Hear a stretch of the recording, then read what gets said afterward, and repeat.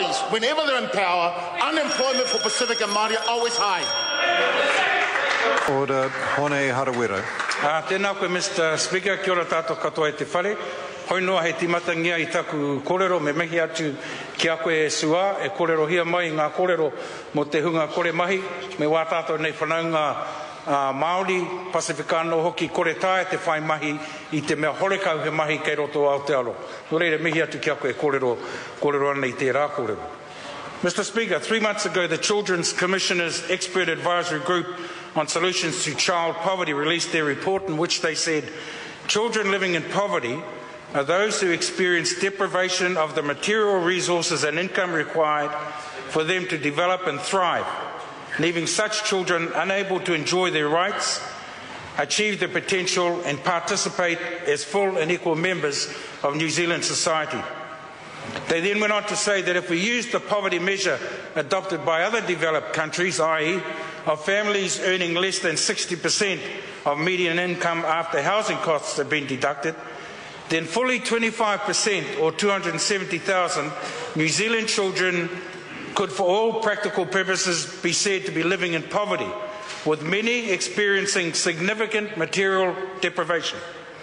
That poverty rates for Māori and Pacific Island children are twice as high as for Pākehā kids, that Māori and Pacific Island kids are twice as likely to be living in severe and persistent poverty, and that child poverty rates in New Zealand are twice as high as they were 30 years ago. Mr. Speaker, while we may choose to argue, debate, differ in the way in which we measure poverty, I think that if any one of us in this House were to sit back and give full and proper consideration to what the priorities of a good and decent society might be, surely the well-being of children would rank at the top or very close to it. And that, Mr. Speaker, is where I'd like to think my education, breakfast and lunch programs in school amendment bill fits. Because what it is simply a proposal to make sure that kids in our poorest schools get something to eat every day through the provision of fully funded nutritional breakfast and lunches in all decile 1 and 2 schools in Aotearoa. Now I hear that some social commentators like to talk about child poverty as if it were caused by poor parental choice, bad morals or poor work ethics. But there's little hard evidence that poor people mismanage their income any more than those who are better off. In fact, research shows that the main causes of poverty lie elsewhere.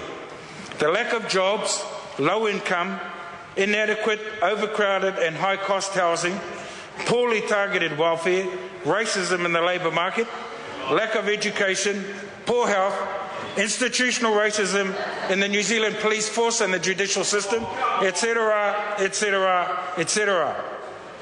What we do know is that local and international evidence confirms that food in schools programs improve children's educational outcomes, school attendance and classroom behaviour. We know that in 2011, based on analysis of data and experiences of national and international food in school initiatives, the Child Poverty Action Group recommended the introduction of healthy meals in all decile 1 and 2 schools in Aotearoa. We know that in 2012, the Children's Commissioner's Expert Advisory Group called on government to provide a national strategy for food in early childhood education centres and schools in low decile neighbourhoods. And we know that the high number of decile 1 and 2 schools providing food to students now is clear evidence of a pressing need for food to be made available on a sustained and secure basis. And that food in schools programs should not have to rely solely on charity and volunteers, because depending on charity, particularly in difficult economic times, is risky and uncertain, as the termination of the Red Cross program shows.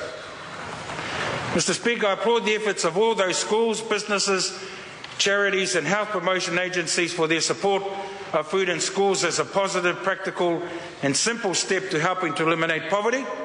And I'm grateful for the broad support that I've received since putting the bill in the ballot back in August.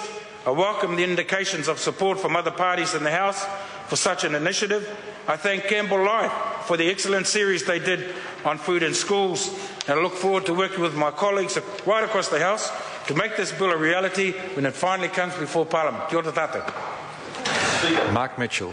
Speaker, I'm very happy to take a call on this.